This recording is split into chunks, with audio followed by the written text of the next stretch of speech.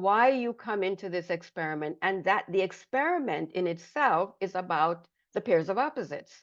How do you deal with the pairs of opposites? And will you ever wake up to the knowledge that this is an illusion, that what you call this is also part of that? Hello, everyone.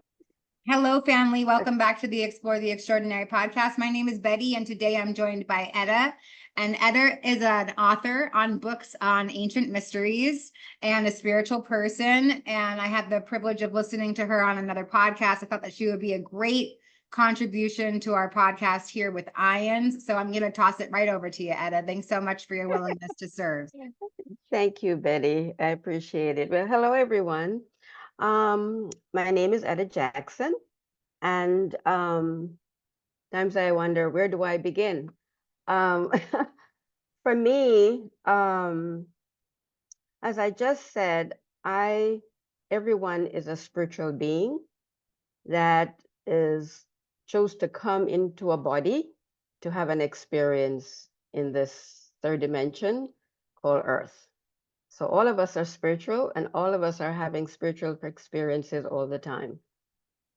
So just to give a little background on me, I was born in Jamaica back many, many years ago. And ever since I was very young, 6, 7 years old, I had been experiencing being enveloped in this tube of golden white light. And this light would it's like imprint information on in my being. I knew from I was that young that I had come to the planet. Yes, everybody was born, but I knew it was intentful on my part. It is a memory of that I came to the planet and that I came here to help with the liberation of humanity.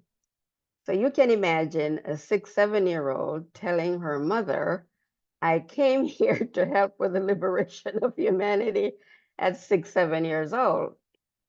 And her response, is like, where do you get these things from? But I knew this. And I used to say to her, I don't know this in my head. I know this in every cell of my body. I knew this. And of course, I'm saying this because I just knew this intuitively from my body. I just came in with this knowledge. I also felt that I came in, and not just feel, that I came in with having knowledge from the other side that I brought into this incarnation, and that there was like no disconnection between this and that, here and there. I had a lot of memories. And so that helped to guide me.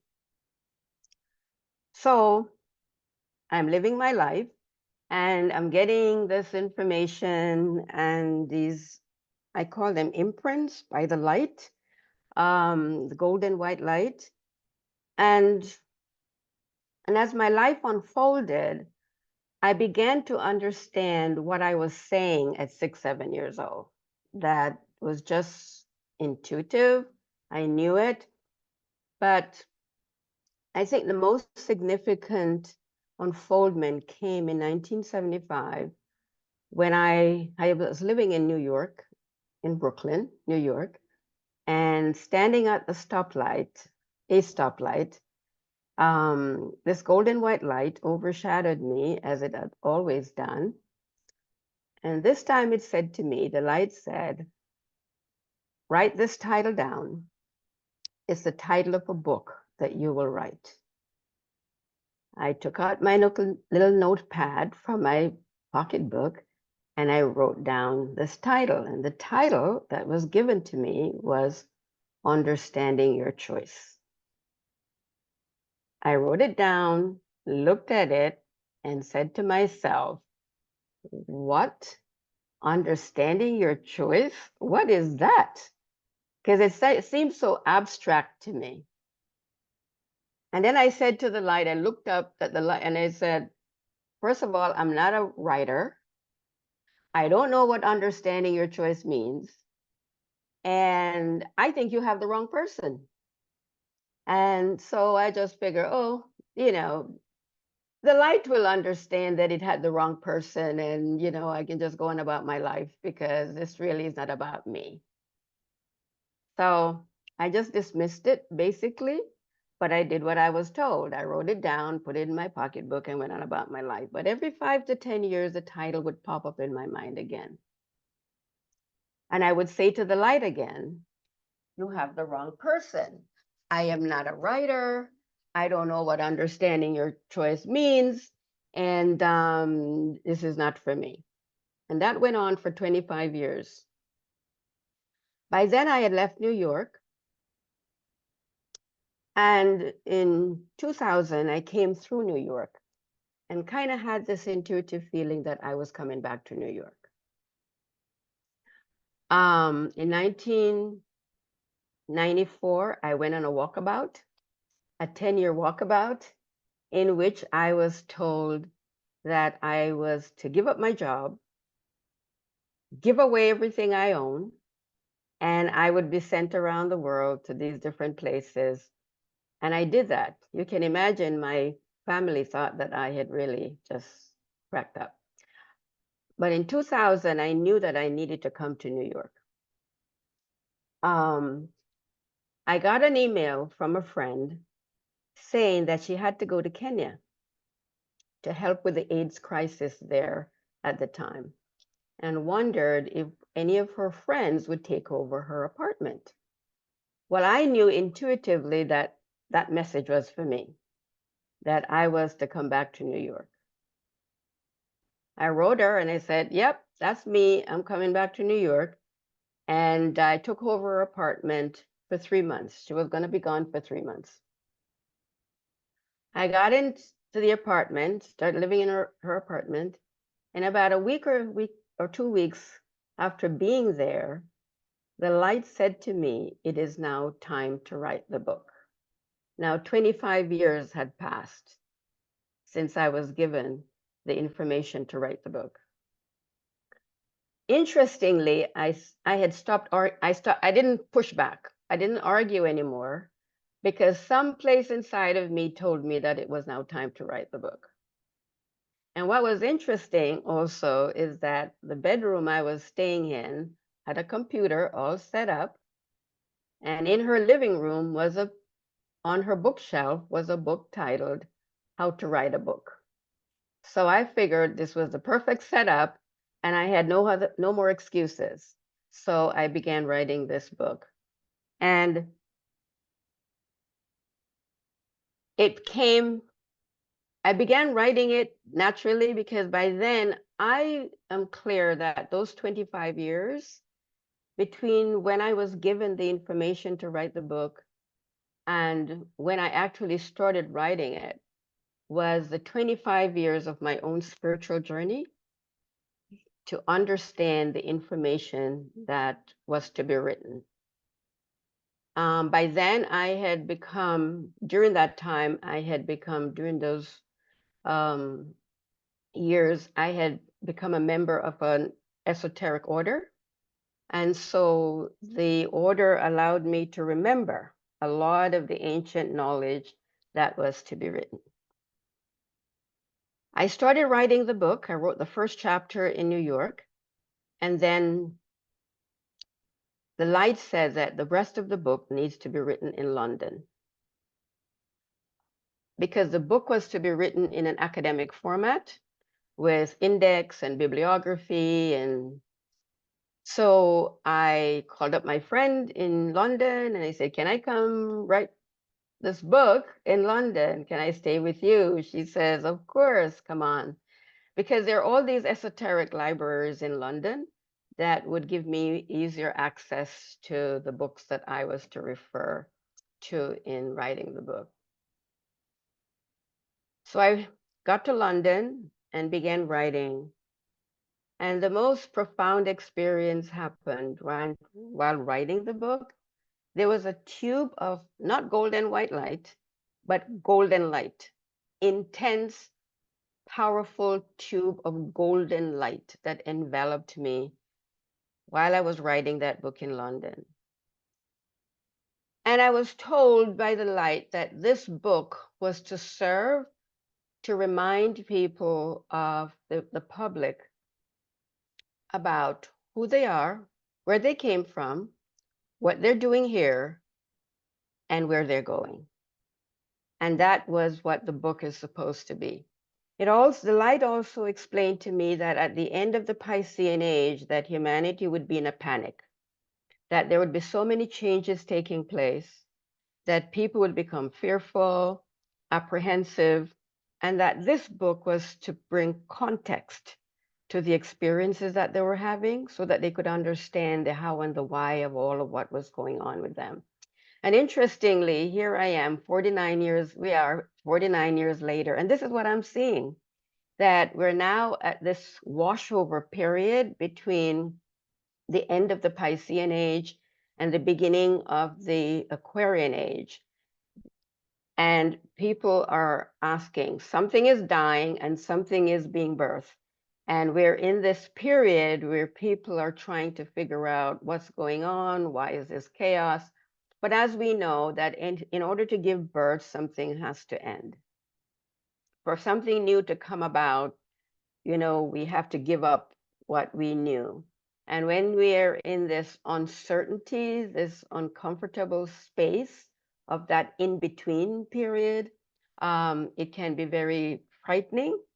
And this is sort of what I am seeing now. And Understanding Your Choice, which is the first book that I wrote, if I really would recommend that, not because I write it, but it's a fantastic book to help you really put context, give you context to this whole journey that we're on. The book talks about the fact that all of us as human beings chose to come to be part of an experiment in matter in which we would forget who we are, enter into separation, where it's about you versus me, not you and I, but you or me, this or that. And so in that experience of separation, we have done all these things that we've done to one another. And so the book is about dispelling this notion that it's there is that it's against where there's evil and there's good. And that's another thing that I talk about in the book that I think might be off-putting to a lot of people or might cause people a lot of discomfort.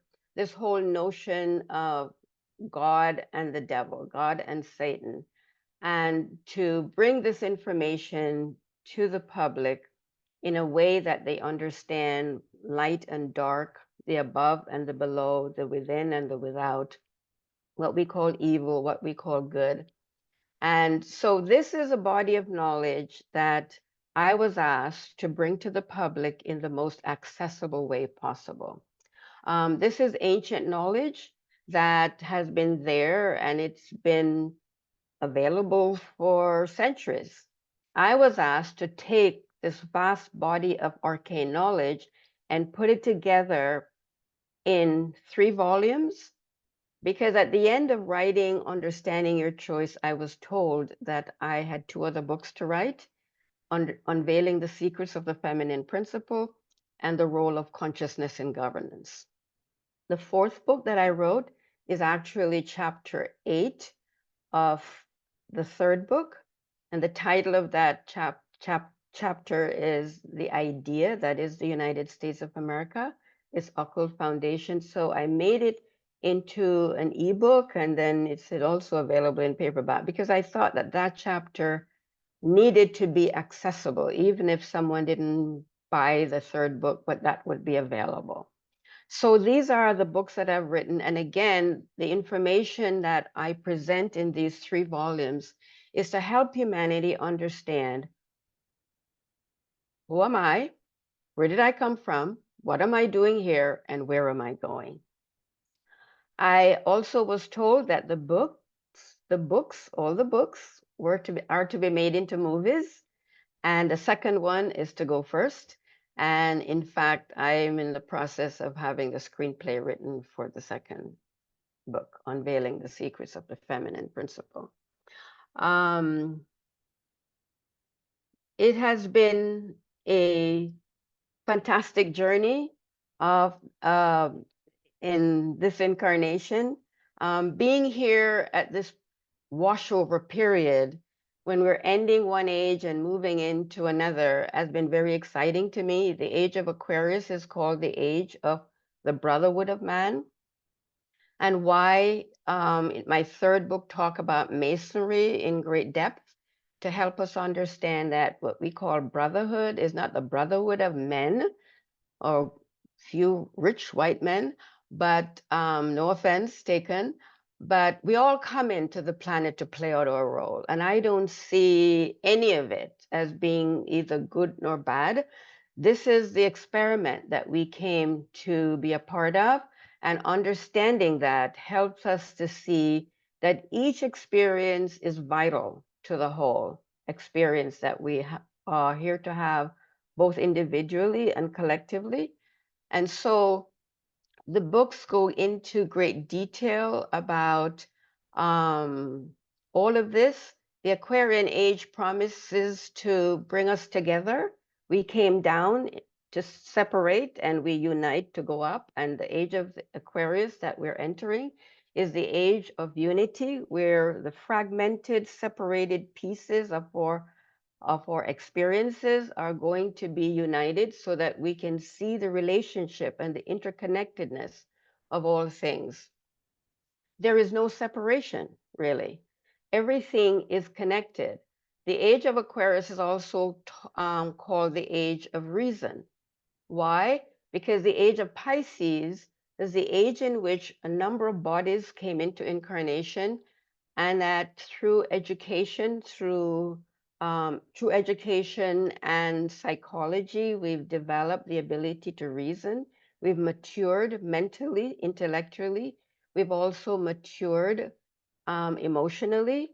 And now, in the age of Aquarius, with that development, we're now going to be able to look at the information that we was part of our experience in the Piscean age and be able to decipher it and to make sense out of it.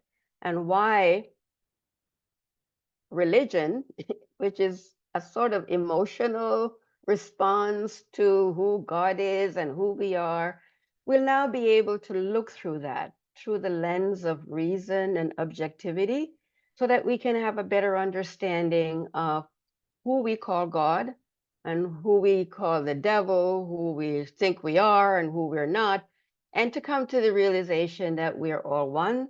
We all have the same parents, the same mother, the same father, and that even though we might appear differently on the outside, some have more melanin than the others, some have more material stuff than the other, but it's all a facade.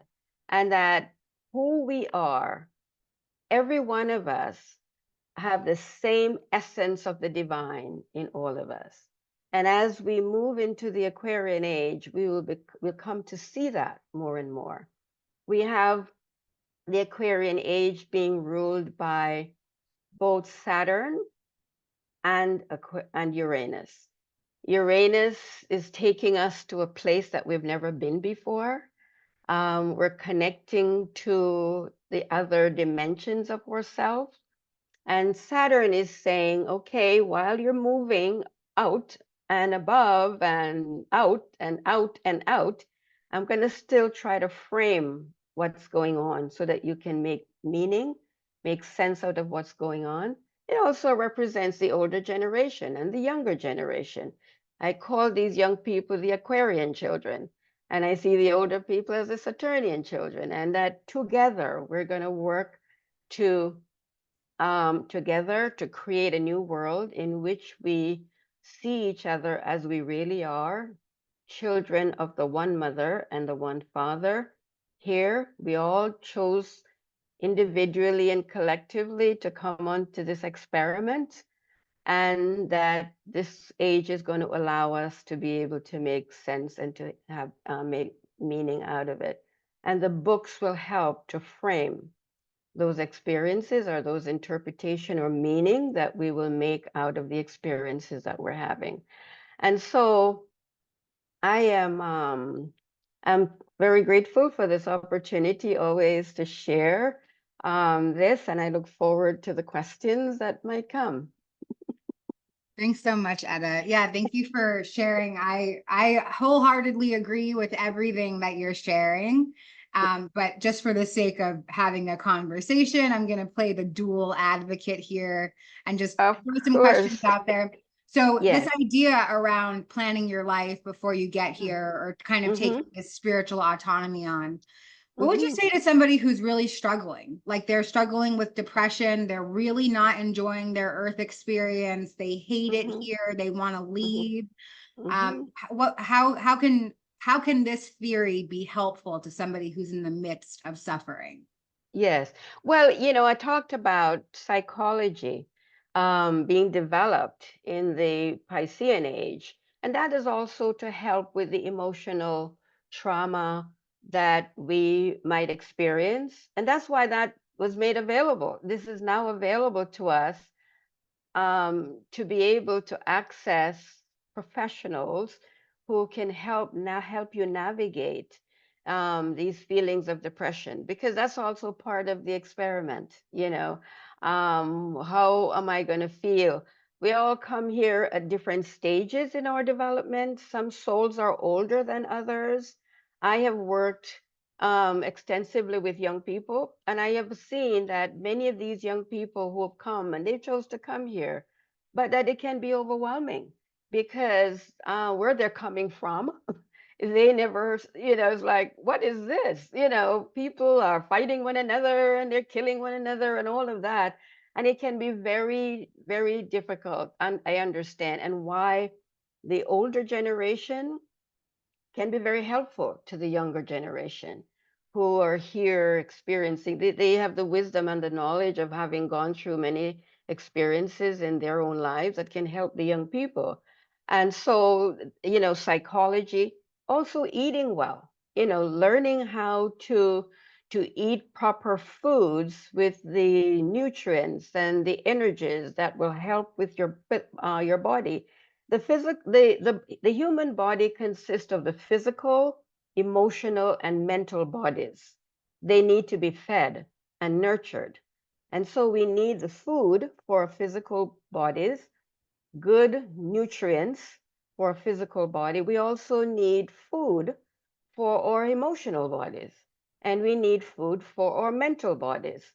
And many of the foods, the physical foods that we eat, can help with our emotions and with our minds. And so I would suggest that, people who are having difficulty, see somebody to talk to. Many times it's just, and I am a trained therapist myself also, so I understand. Sometimes just having somebody who you can talk out.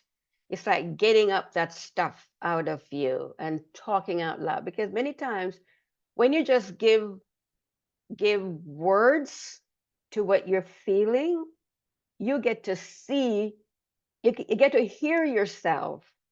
You get to hear what you're feeling when you're able to talk it out. And so finding somebody who you trust, because safety is an important aspect of this, you need to talk to somebody who you feel safe with and who you can trust to talk to. And sometimes if you don't have the funds, and I know that many states provide psychological help, emotional help for people with at a low cost. But sometimes it's somebody who you know personally, maybe an older person, a wise person who you can sit and just give voice to what you're feeling. Those would be my recommendations, to help you, because especially like I said, this time is really even more stressful because we haven't completely left the old and we're not yet completely in the new. We're at this period. So it's a turmoil. We're in this washover period. So it's understandable, but there's help. And I would suggest that you know, look at some of the recommendations I just made. That's really helpful. Thank you for that. Yeah. Another one of the themes that came up while you were talking was about the oneness of Yes, humanity, the oneness of all of yes. us.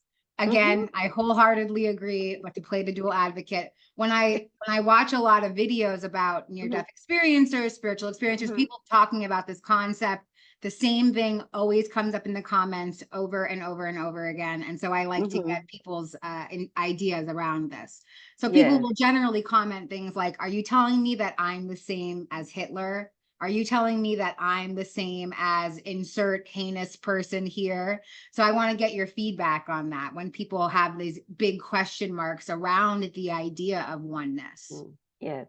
And this is a very, very difficult thing for people to wrap their heads around because, and why also, Betty, when I was given the book to write, the light said to me that I should not make it public as yet because humanity was not yet ready for the information. Because what I'm about to say is very controversial. Yes, there's only one. Um, if you can imagine a coin with two faces, God is all. In my second book, I talk about, and for those who are more religious and read the Bible, there's a verse there that says, I form the light, I form the light and I create darkness.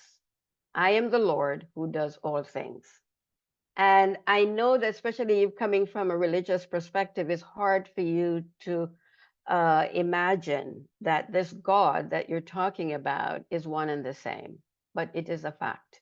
There is no two, there is no many, there is only one. And everything that you see is an aspect of the one.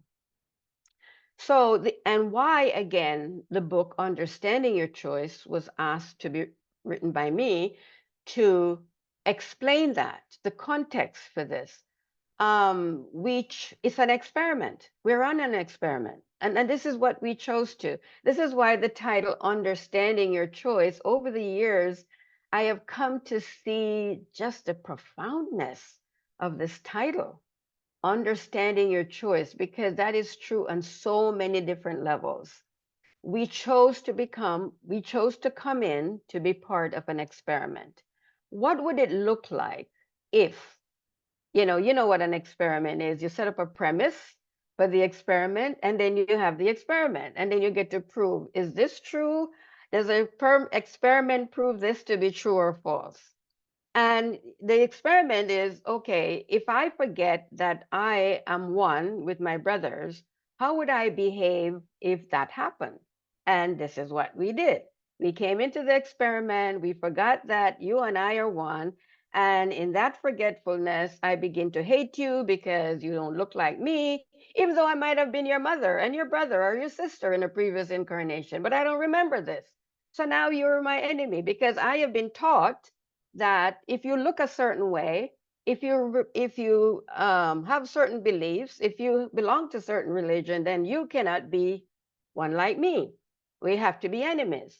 And so that's part of this experiment. And again, why I was asked to write the book so that I can explain to the audience the context for why you come into this experiment, and that the experiment in itself is about the pairs of opposites.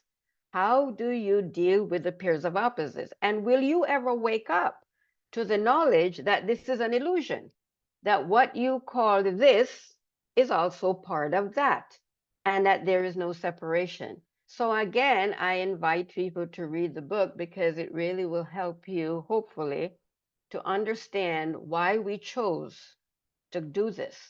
And it's now coming to an end because the age of Aquarius is the age of bringing it all together. We separate to come down, and now we're uniting to go up based on reason, being able to understand all the parts of the one and how they relate to one another, and that all are component parts of the whole. That was really, I think that's probably like the best response that I've ever heard. You said that that's what the experiment is for, is to come here Yes. and forget what would happen. And then this is what happened. And I guess we could probably speculate, was that the hypothesis that the scientist thought was going to happen? Or, you Yes, know, because we're all having these very different experiences. So absolutely. the first part of my life, I did feel separated from other people. The second part of my life, after coming into spiritual awareness, I do feel connected in the oneness, even to the people that I despise their personalities. I know that I'm connected to them. And I think that's Yes, part of the experiment yes, too, is it that is. shift. Yeah. Yeah. And can you allow those people to have their views and their thoughts that are different from yours, and you just see them for what they are? You Yeah. know, and not be taken, not be, impacted so negatively by what people choose to say and do, you know. And I just look at what's going on and I see this play. We're all on the stage playing our role. When we came here, we chose to put on a garb to act out a role that is important for everybody to learn from. And I said, okay, play your part, and I just sit and watch and then you learn though, hopefully, because that's what, at the end of the day, it's how do I make meaning out of my life experiences? What has this taught me? Because that is the coming back into unity, not only with yourself, but with all of humanity. Because I'm able to now reason, because I'm now in the age of reason, which is the age of Aquarius. I have learned emotional and intellectual maturity, and I am now able to sit back more objectively and not emotionally to look at what I have experienced and make meaning out of it and say, you know, and instead of why did this happen or why did this person help me, soul, my higher self, to understand what this is about.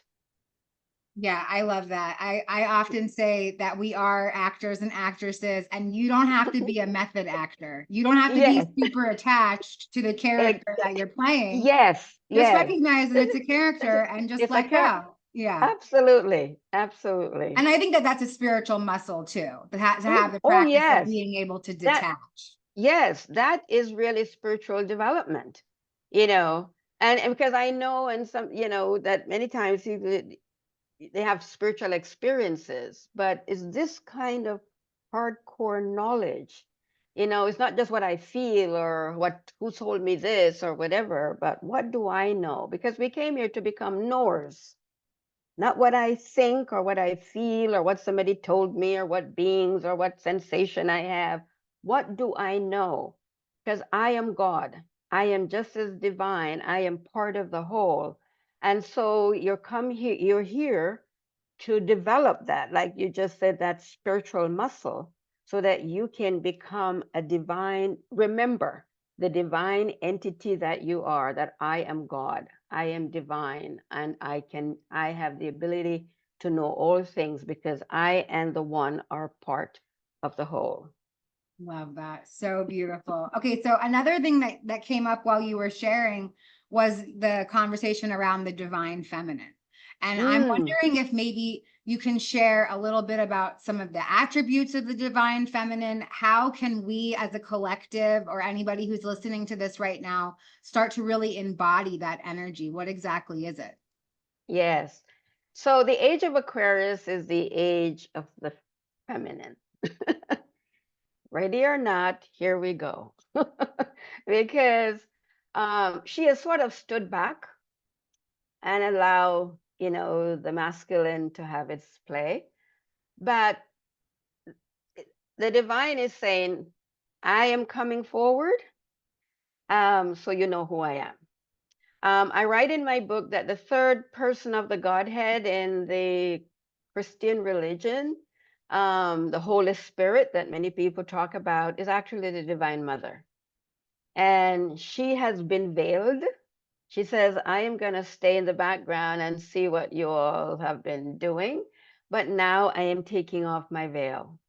In the tarot, she is represented by key 17, the star, as Isis, Isis unveiled. She says, I'm taking off my robe. In the tarot, again, in key 2, the high priestess, she's completely veiled, but she holds a scroll which contain all the secrets of humanity. She knows all things, but she says not yet. And now, the age of Aquarius, she's unveiling herself. It's the same woman, the high priestess in key 2 of the tarot, but in key 17, she said, I am completely naked. Who I am, you will now know. And the nakedness is taking away the veil, the lack of knowledge, the secrets that have been held, and why the age of Aquarius is the age of revelation. She's coming forth to let you know that she is, in fact, the creator. It is out of her womb that all things came into manifestation. And not to minimize the role of the masculine. She's saying that I and the masculine are one. And I've come to realize, Betty, when I was writing the book, this golden white light that I kept seeing from I was young. When I was writing the second book, this powerful, beautiful, shimmering white light appeared to me. This feminine force. This is how she appeared to me. And I then began to say, that golden white light that I kept, was experiencing from I was a child. Because as I was saying to you when I was writing, Understanding Your Choice, this solid golden light enveloped me. And when I was writing the Unveiling the Secrets of the Feminine Principle, this beautiful, shimmering white light, feminine force appeared to me. So I said, oh, that is the golden white light, because they're not two separate entities, they're one. And so she now is coming forward so that you can understand who she is and the role of the masculine and the feminine, not one or the other. We're not minimizing the role of the masculine, absolutely essential, but so is her energy. And so she wants you now to know about her. And so this is what the age of Aquarius is about, and why the unveiling, and why the all of the ancient mysteries, that scroll that the high priestess held in her lap with all the secrets of life, now she's about to reveal all of them. And in that revelation, you'll get to know who she really is. And I again invite you to read that book, because especially for women, when they get to realize who they really are, oh wow, this world is a new place. Because what has been missing in the equation is that we have had one half of the Godhead, in domination at the expense of the other. And it's only when they come together as one, which they are, it's just in your mind that you think that one is superior to the other. There is no such thing. Then we will have the world that we hope for. And this is what the age of Aquarius promises. The world that we envision of oneness, where male and female, black and white, rich and poor, dark and light come together in oneness, will create a world that we never dreamed of. And this is what Uranus is taking us, to this unknown place, but it's a fantastic place. And the turbulence in getting there is what people are feeling now. But I promise you, we are moving into something spectacular, and I am excited about it. I'm feeling real fired up about it right now too. Thanks. I'm loving it. I've really enjoyed our time together today. I want to see if there's anything else that you feel called to share to feel more complete about this time today. Yeah, no, I really appreciate it. I always love the opportunity to share this. It's again, we are in turbulent times, but I want to assure you that there's no need for fear. And yes, I'm inviting you to read my books because that's the reason I was given them, to write for you, to help you navigate this time that we're in. And again, thanks for the opportunity to share this, my story with you and your audience, and look forward to talking again. you so much, Etta. And your links will be in the liner notes of this episode so that people can connect with you. And we'll see you next Yes. time. Also, thank you so much again. Bye-bye.